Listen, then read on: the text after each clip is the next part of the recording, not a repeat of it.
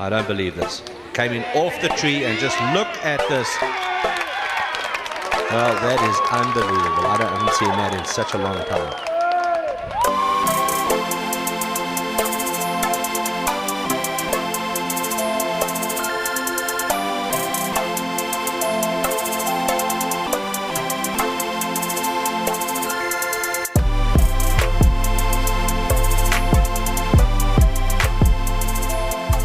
All right, guys, welcome to another Bogey or Better with your Bogey Machines, Dylan and Cam.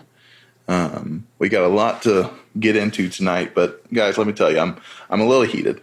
I'm still heated. We played yesterday, and Saturday. We played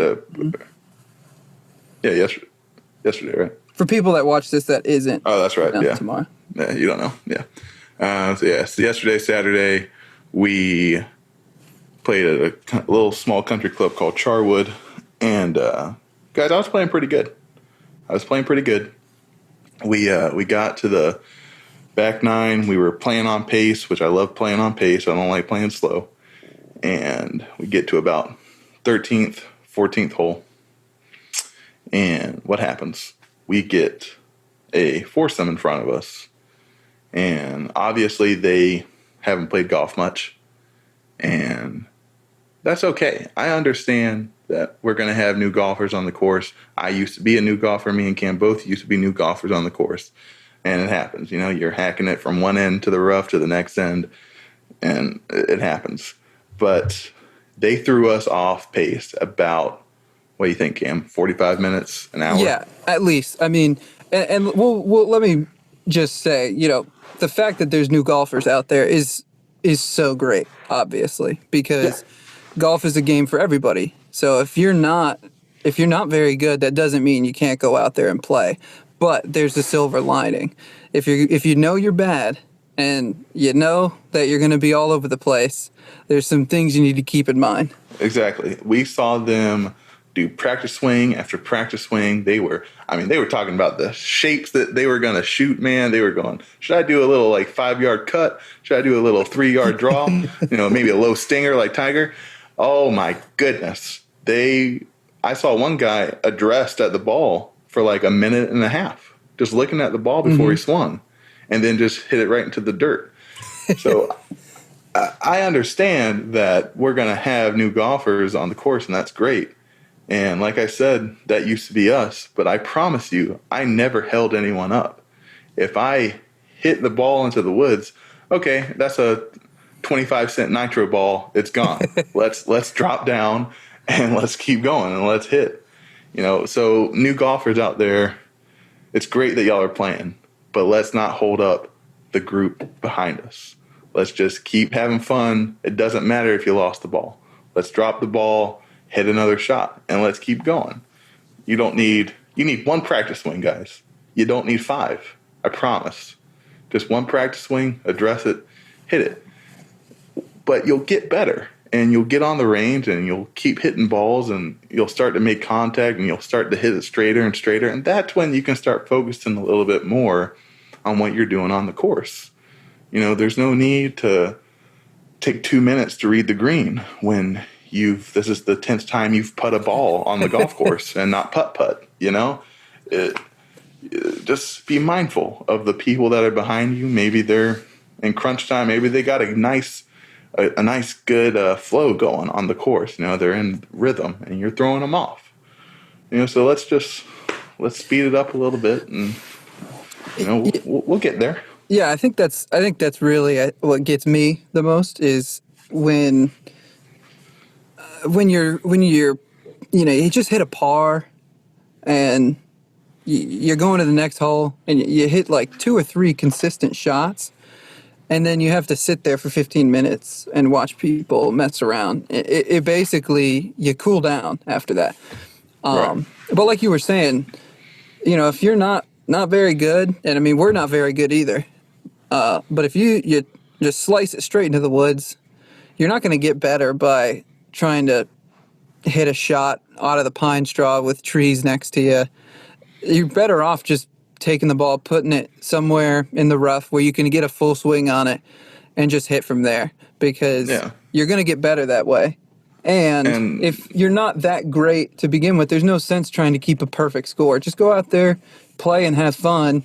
And then when you start really, hitting some shots, then that's when you can start taking more accountability for things like drops and stuff like that.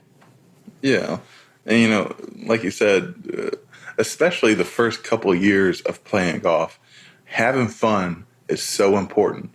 Yeah. Because golf is a sport that can just break you down, man. And it can just make you hate it. So when you're first starting out, you want to give yourself as many chances as possible to have fun and hit that shot that's going to make you want to come back and play another round. Yeah. So if you shank it into the woods, that's okay. Let's put it back in the ground. Let's try to knock one a little straight, and that way you'll have more fun, and we won't be fuming behind you, waiting for you to get done. I think a lot of people too take a lot of time like looking for balls out in the woods and stuff, because they invest money in nicer balls, and I mean that is important. But here's a little trick. Okay, you get you a nice top flight, right? Mm-hmm. You tee off with it, and you hit in the woods. Darn it, you hit it in the fairway, great. And then when you're getting near the green, that's when you pull the Pro V1, the TP5. That's when you pull the nice ball out, when it matters. Because then if something goes in the woods, you're not worrying about $2 that you just, hooked or sliced into the woods. It's just a cheap top flight ball. Keep the nice balls for around the green. That's when it's really going to matter for you. Because I would never suggest anybody use a really cheap ball to, 100 yards in. I would suggest it for the first year of playing golf. Don't buy anything too expensive when it comes to clubs or anything like that.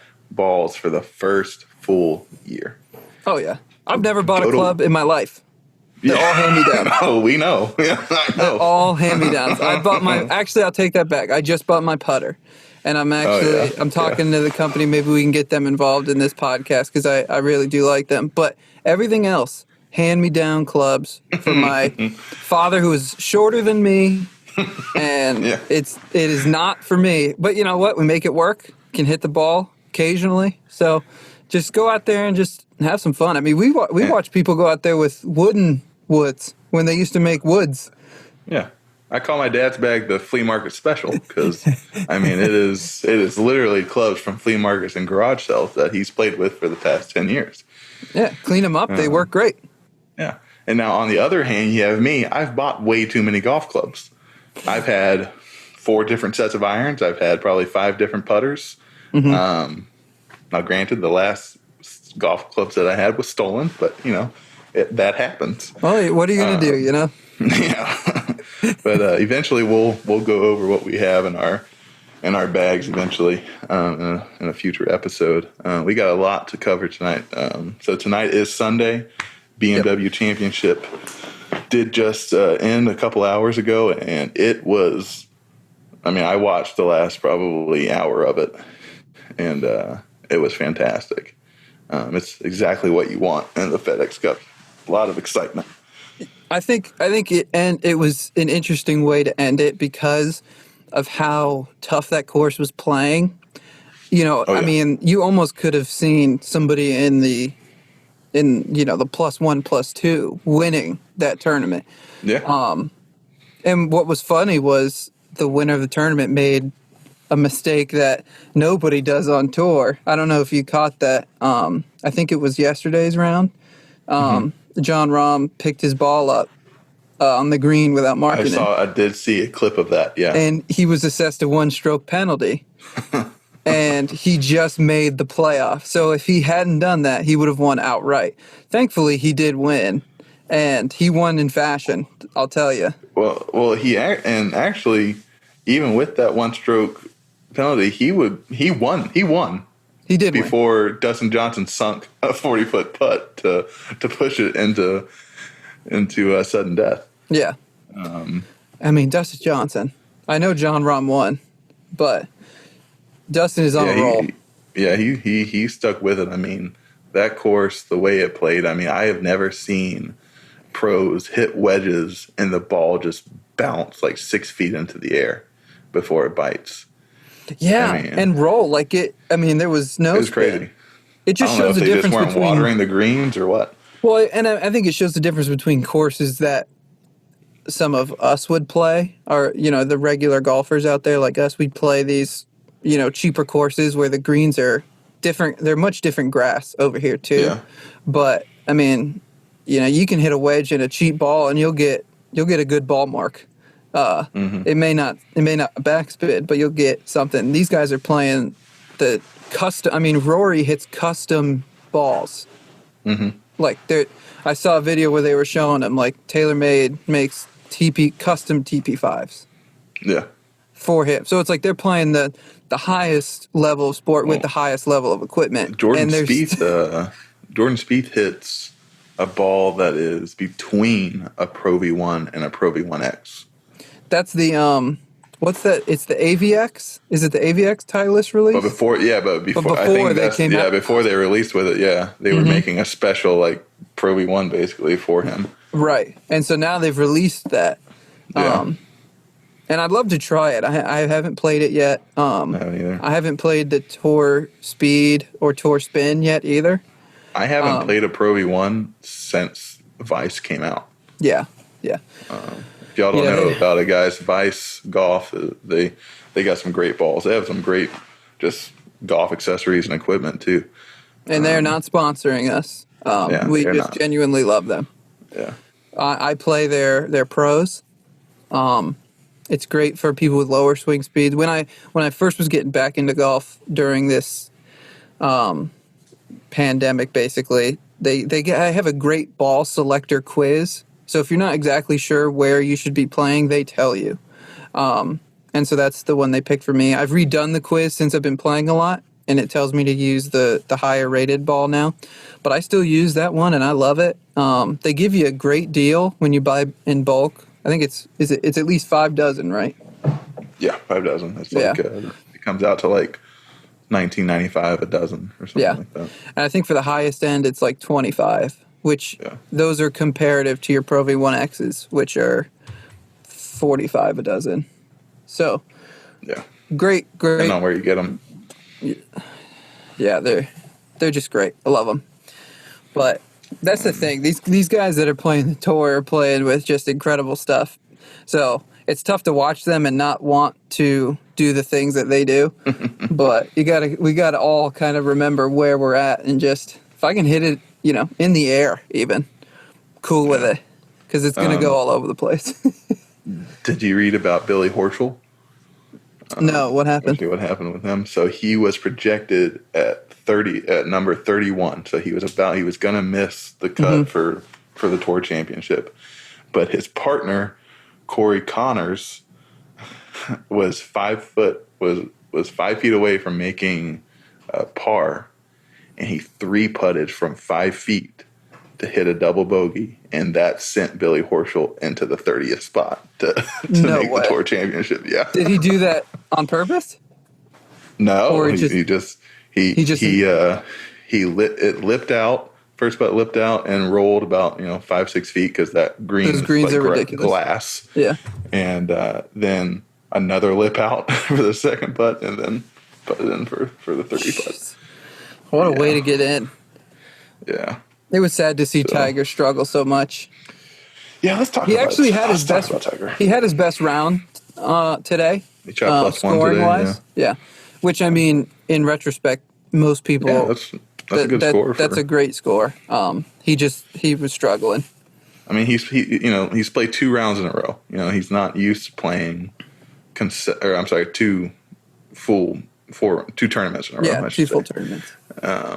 And he's not, he's definitely not used to doing that. He needs his back. I mean, he needs rest. And I could tell some shots, like he was feeling tired. Like he might not have been in pain, but he was swinging a little lazy. You could tell.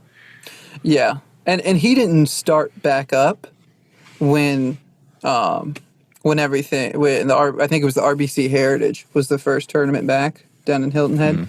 Mm-hmm. He a lot of these guys were racking up points from these tournaments, And he didn't start until the week before. Was it the week or the 2 weeks before the PGA? I think it was 2 weeks. Yeah. 2 weeks, yeah, and then he took a week off. So he just didn't have enough out. He had to play phenomenal just to make it in. So he would have had to have won, a tournament or two to really fully be in the game. He had a couple top 10 finishes and a win this season. So that's why he's in where he was. But he just didn't have enough rounds in. And honestly, at his point in his career, I don't think he's as concerned about the FedEx Cup as he is about the majors. No, he definitely wants. He needs 3 to tie Jack and 4 to outright beat him. Yeah. I mean, if he just gets on Bryson's diet and lives for another 100 years. I think Bryson's diet and workout plan would kill Tiger now. Yeah. I think Tiger's past that age. Yeah. And Tiger I was just talking full plant-based. Yeah. I was talking about that with a buddy, how, the way the league is now, and you look at this tournament and how everyone was, the third round leader was -1? Mm-hmm. That was when Tiger thrived. Like, you look at the 2000 U.S. Open, everyone was around that, like, +1. Yeah. -1. And Tiger was, 6 under. Right. Just destroying them. That was when he really was just in his game, when the course conditions were tough and people were struggling. That's when he bit, Yeah. And I think one of the big reasons why that happened is because of his workout routine, because of what he was doing to his body before each tournament. Right. Other golfers weren't doing that at all. Yeah. They were drinking beers on the turn. Yeah. And, having a sandwich. Right. And now everyone's doing what Tiger did. You can't find a golfer that's not working out, that's not on some crazy diet. And that's because of what Tiger did. That he has completely changed this tour, this sport. Right. And I think John Daly's the only one who's sticking with the old ways. Yeah, well, John Daly's got some stuff he's got to work on. But yeah, I mean, Tiger was what all these golfers are doing now. That's what he was in his prime. That's why, like, each week you see a change in the world number one, basically. Yeah. Because you got Justin Thomas, Dustin Johnson, John Rahm. Like, they've kept flipping because they're so close. And, I mean, they're the best in the world. But I think it was, and don't quote me, it was John Rahm had to be number one for, like, 7 years straight to match Tiger's. Something ridiculous. Tiger holds the record 683 weeks. That's it. 683 at weeks. Number one. And we will never see that again. I don't think we'll see that again. That absolute dominance of just holding the number one spot for that many years. And that's over 13 years. That's so. Jeez. So John Rahm would have had to be number one for 13 years. Like, it just puts it in perspective. So it stinks because that's who we grew up on as a golf. Like, he was just heads above everybody. And I think if Tiger wasn't around, I think that would have been Phil. Yeah. I think Phil is number two, at least in this generation. If Tiger hadn't played golf, Phil would be what everybody's striving to. Phil's like tied at the most second place. Yeah, second place finishes. Yeah. And I think that's what makes it so fun to watch, like when they do matches together. I know Tiger's got one upcoming at his new designed course for charity, which would be nice to see. I think it's him, Justin Thomas, and Rory. I think they're playing, if you want to check on that.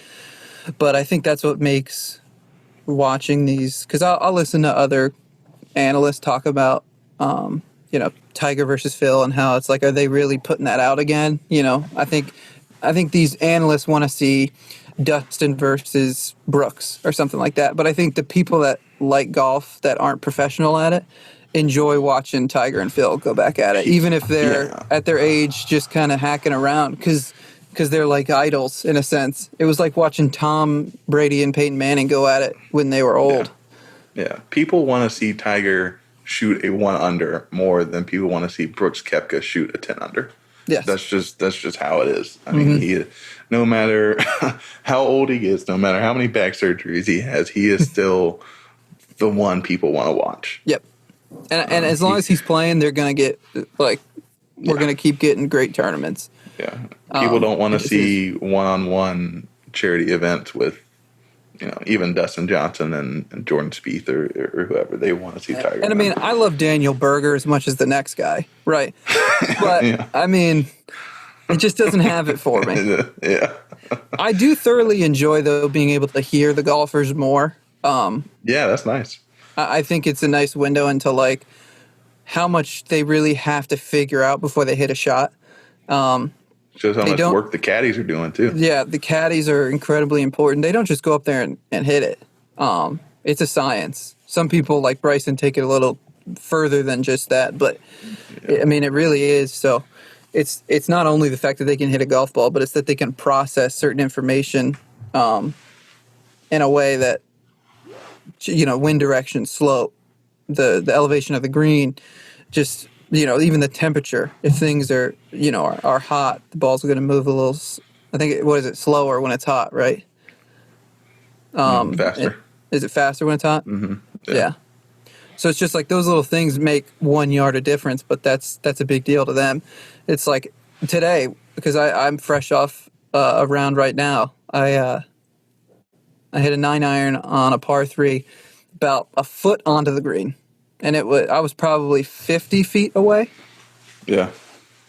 And anybody else would have hated that. And I was like, yes, on the green. Like, thoroughly enjoyed, because I'm not chipping. I got my putter out, and that's all I'm looking for. And I think a big deal with just having fun with golf is just certain expectations. Don't get too hard on yourself, especially if you have, like, a great round. Don't think that that's your new standard. Right. Because, Dustin shot minus 30 last week over 4 rounds and lost in a playoff at minus 4, right? Over 4 rounds. Yeah. So, courses change, pin positions, tee positions make, a whole difference. So just go out there and have fun and play quick, You don't have to play ridiculously fast, but especially if you got people behind you. There's nothing wrong. Saturday. Yeah. Yeah. Let's pick up the pace a little bit. But let's talk about Saturday. We had a nice round, me and you. You beat me, I will say. He did beat me. He played very good. And I did the one thing I never do, and that is hit my driver. You know why? Because I was peer pressure, I'll tell you. Because I was the last to hit, and all 3 of them hit a driver. And I would have been fine hitting a little 3-wood, 4 hybrid. But peer pressure, grabbed my driver. And it worked out for 2 holes. Second hole, Dylan can attest. I was about 5 yards from the green, from the tee. Yeah. So that built up a sort of confidence, I guess you could say, where I just really hit it as hard as I can. And I'll tell you, it did not work out. And today, I did the thing where I normally do and just leave the driver in the bag. Yeah. And it was great. I was in the fairway, just a couple that were barely in the rough, but I had no, in the woods, having to punch out, nothing like that. And, that saved 5 strokes right there. Yeah. Just leave your driver in the trunk the next time we play. Yeah, I'm just not going to. The thing is because, most of us don't play with professional or brand new clubs. I've never been fitted for clubs or a driver. I know that if I go get fitted with a driver, it'll probably be great. But, used drivers, man, they're cheap. If anybody wants to send me, a gift card for a fitting and a driver, I'll take it. One of those $750 PXG drivers. Yeah, just something small. Yeah. Or just a whole PXG set. I'll be fine with that. Man. Yeah. But yeah, we had a good round. We hit some good shots. Yeah, we hit some really good shots. Dylan's putter got to him a little bit. He hit great putts, but they were just an inch too far right or too far left. Guys, let me tell you. I figured out that I have been putting wrong for about 10 years now. Well, that's a good story. I'll pull up the messages. Yeah. Oh my goodness. Yeah, he asked me a question and I thought I was wrong.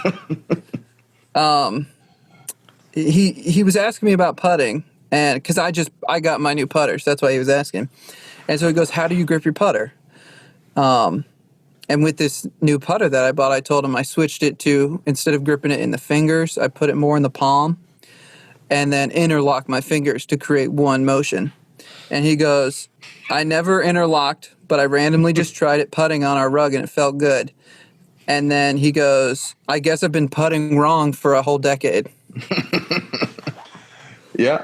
So when I first started playing, my dad had a buddy he's still alive, I think. But he was about 70 years old when I was 13 or 12. And he taught me to put my left index finger over the knuckles of my right finger to putt. And so that sounds awful. That's how I putted for 10 years.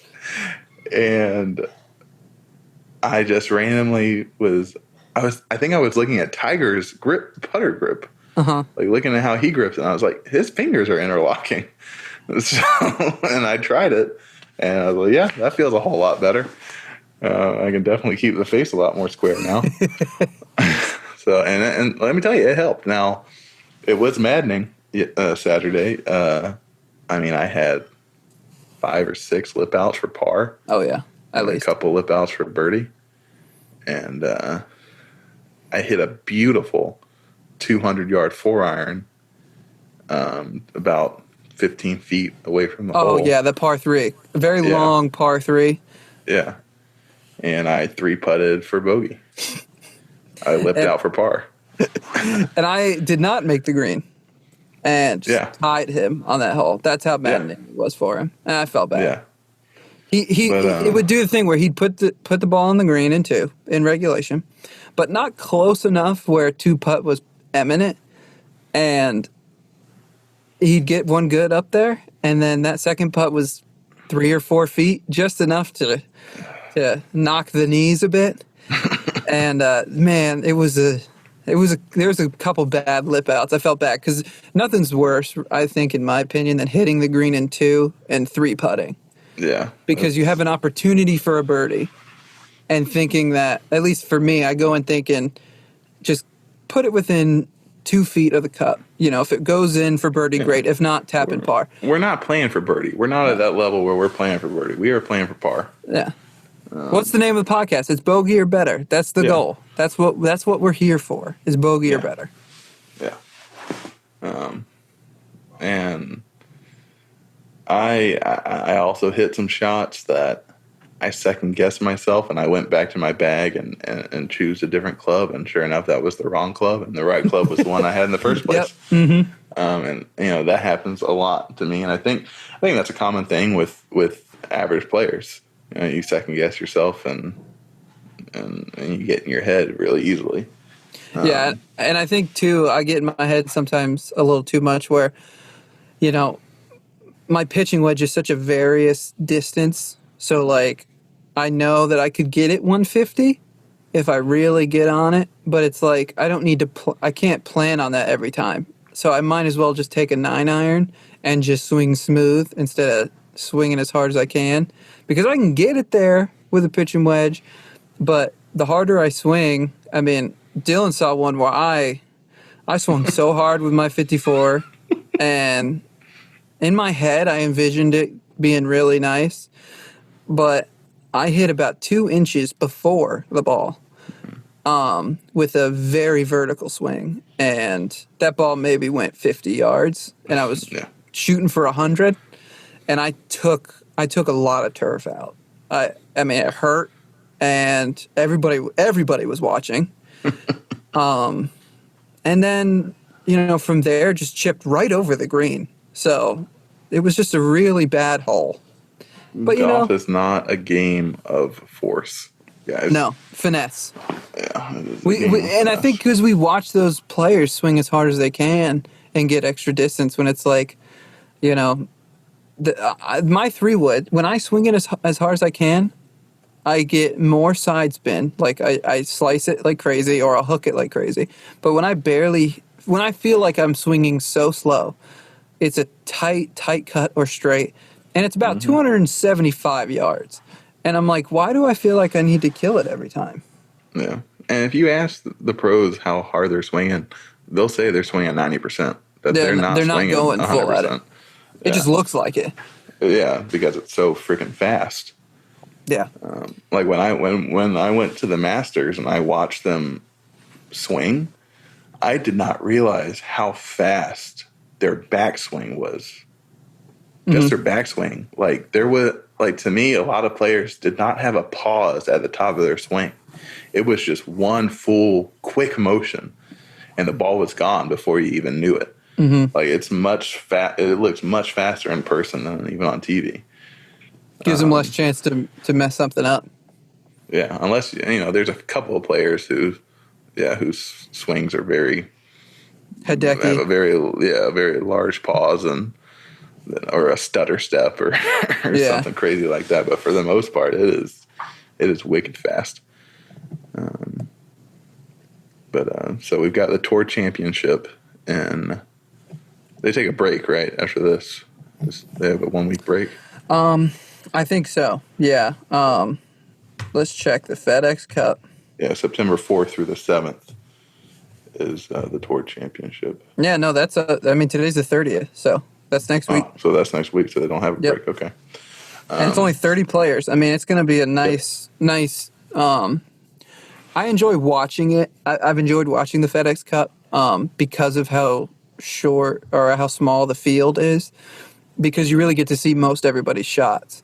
Yeah. If you just watch like the Masters or any of the championships like that, you really only see the great shots because there's just so many players that they can't show everything. Yeah. But now we get a chance to watch, everybody's good and bad shots, especially That's why I like to watch.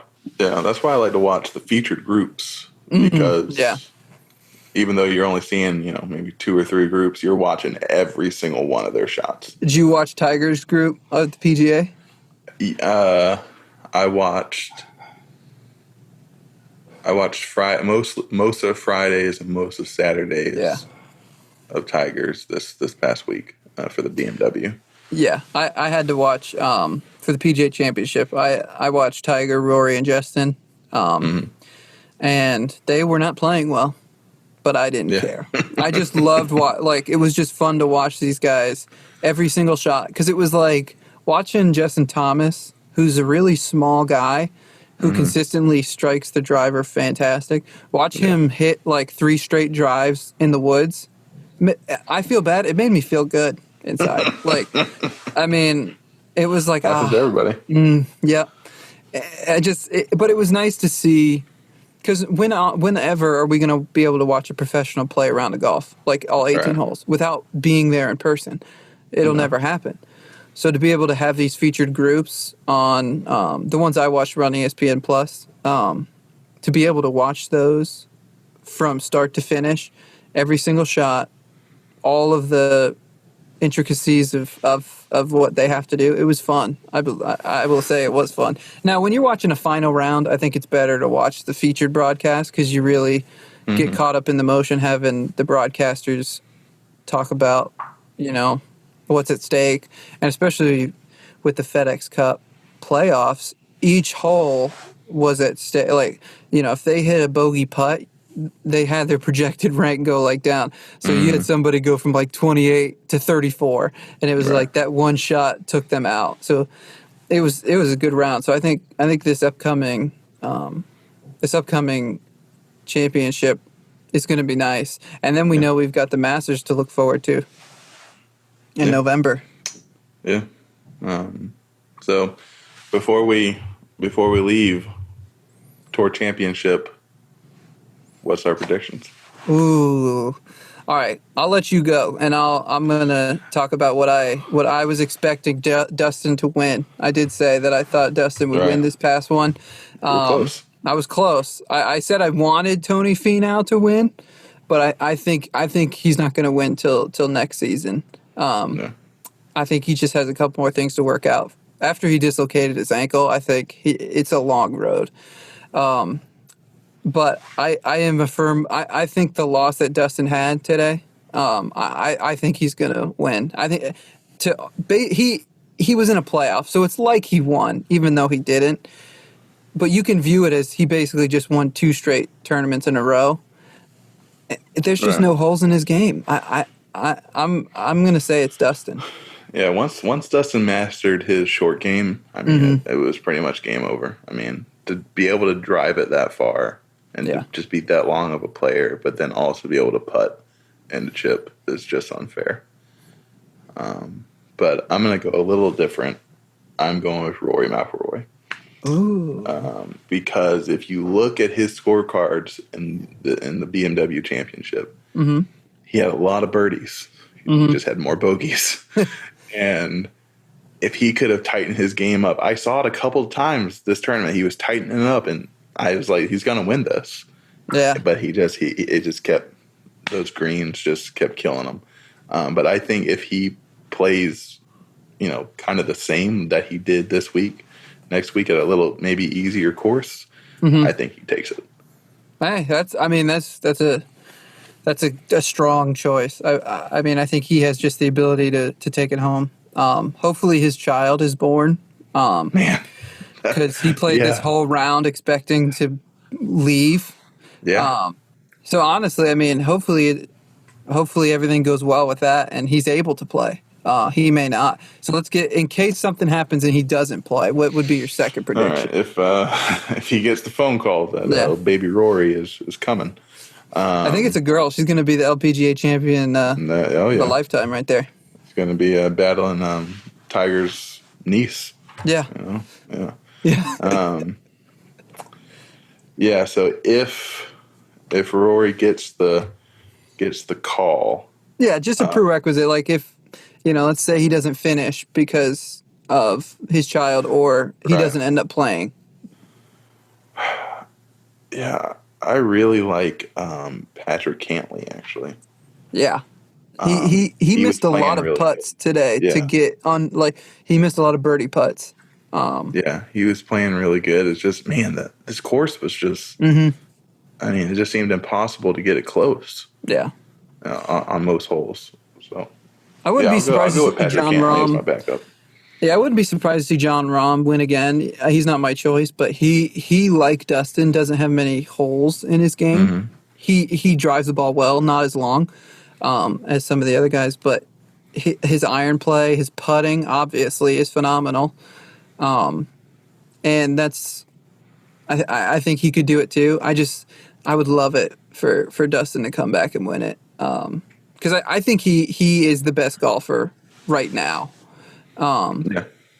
There's a lot of very good ones, but one-on-one, I would take Justin every time right now.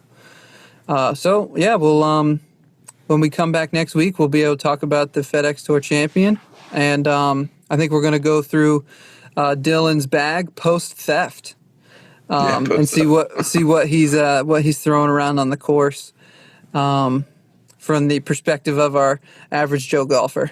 These are old clubs, baby. Oh, yeah. All right. All right, machines. I guess we'll see y'all next week. See you next week, guys. Bye.